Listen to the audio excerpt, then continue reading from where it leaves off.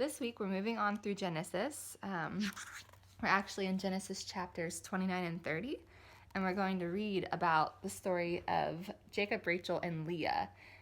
The title of our story this week is The Girl That No One Wanted. So let's read. Get positioned better here. There were once two sisters. The youngest sister was very beautiful, and her name was Rachel. But the oldest sister wasn't beautiful at all. Some thought her quite ugly, and her name was Leah. Rachel was the kind of girl who always gets invited to parties and chosen for the team. Everyone loved her, and poor Leah, no one hardly even noticed her. One day, their cousin Jacob came to stay. He was one of Isaac's sons, and he was on the run.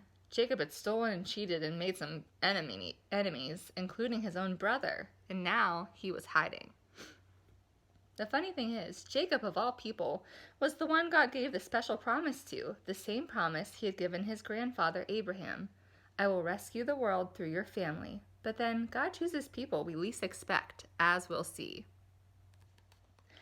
Jacob stayed a long time working for his uncle Laban. One day, Laban said, Jacob, I've decided to pay you for your work. What do you want? A sudden thought struck him. How about one of my daughters? Jacob looked at Rachel, and he looked at Leah. Who would he choose? Of course, he chose Rachel.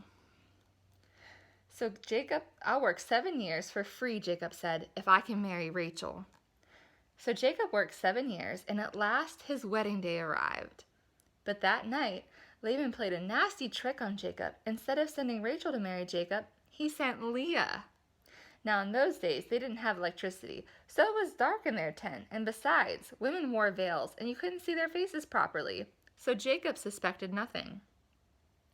The next morning, Jacob woke up and screamed, "Ah!" His new wife was lying beside him, but it wasn't Rachel. It was Leah. Jacob jumped out of bed. Laban, he cried, you scoundrel! But Laban said, work for me another 7 years, and then you can marry Rachel. So Jacob worked for Laban another 7 years, and at last Rachel became his wife. Now Jacob had 2 wives, but out of his 2 wives, Jacob loved Rachel the best.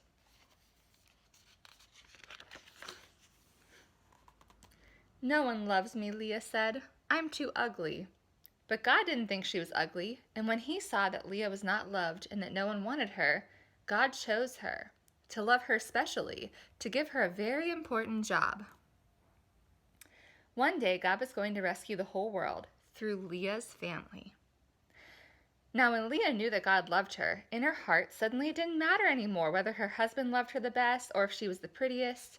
Someone had chosen her. Someone did love her, with a never stopping, never giving up, unbreaking, always and forever love. So when Leah had a baby boy, she called him Judah, which means, this time I will praise the Lord. And that's just what she did. And you'll never guess what job God gave Leah. You see, when God looked at Leah, he saw a princess. And sure enough, that's exactly what she became. One of Leah's children's children would be a prince, the Prince of Heaven, God's son. This prince would love God's people. They wouldn't need to be beautiful for him to love him. They would love them with all his heart, and they would be beautiful because he loved them, just like Leah. I love how God chooses people that, especially when we're reading his word, people we'd never expect him to choose. He loves us so much, and he loves you so much, and he's chosen a special job for you. So every day when he gives us opportunities to love and to serve and to spend time with him, those are really special opportunities, and they're ones that we can definitely be thankful for. I hope that you have a fantastic rest of your week, and I cannot wait to join you back here again next week. Have a great day.